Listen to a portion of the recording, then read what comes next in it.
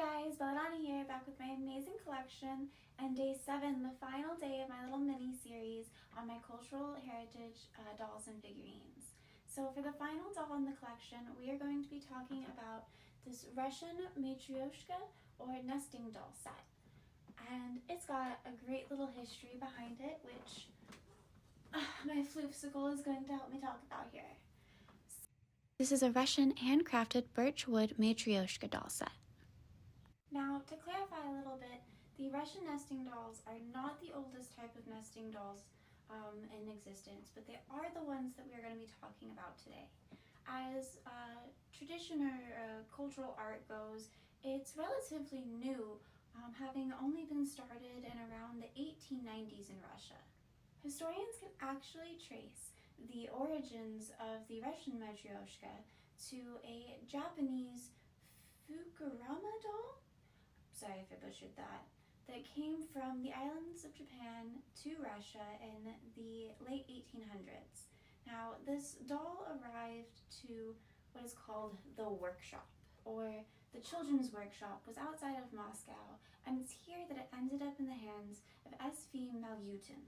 And at the time, Russia was experiencing a sort of cultural revival, and so there was a lot of, children's educational toys being made with traditionally just dolls and stuff, and so he got a hold of the Japanese version, and he created the sketches for the original Matryoshka.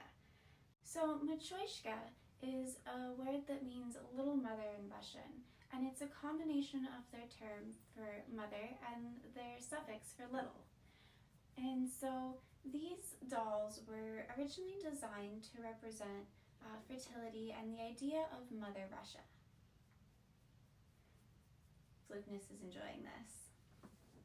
So the original 8-piece set from Malyutin's designs and sketches was crafted by V. Zvezdokin, who was the best toy maker of... So the company was called Sergei Posad, and it was also known as Zergos, I believe, during the communist period.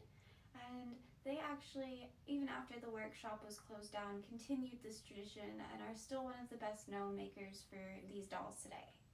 Those very first Matryoshka doll sketches very much resemble the ones we would find today.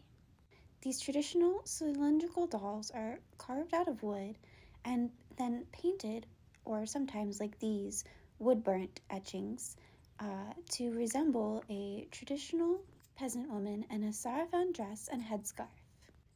She then opens to reveal a smaller doll, and that one opens to reveal a smaller doll still, so on and so forth till you reach the very tiniest one. These sets are typically found in variations between 5 and 8, though the smallest ones are around 3, and the largest set ever produced in Russia was 51 dolls.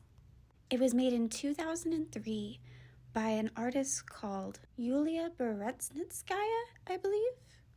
And if you haven't seen that set, you should definitely go Google it. It's super impressive looking, especially when they're lined up. These beautiful traditional dolls have certainly grown up a little bit. From their origins as a child's toy to a decorative collectible now found worldwide, they're really super impressive, the amount of things that they've been able to do with them. You can find them in everything from these traditional styles to pop culture icons to animals, cartoon characters, or other famous random people. It's super neat. The handcrafted birchwood set I have here is a bit smaller, featuring only 5 dolls, and the biggest one stands out a bit with her silver paint. I love the amount of detail they managed to get even into this tiny one here. She's got this adorable little face and all of these little features to symbolize her clothing, but she's so super tiny. One fun fact about the traditional making of Russian Matryoshka dolls is that the craftsmen don't typically follow measurements. They use estimation and intuition. In other words, they eyeball it.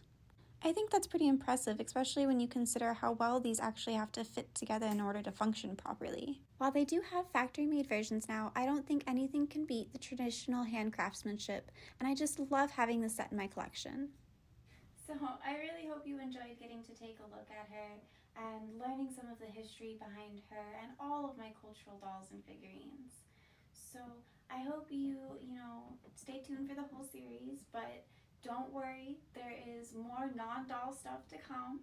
While I do have plenty of other heritage dolls and figurines, I think it is probably time we moved on to another subject. So thanks for watching. Luke thanks you too.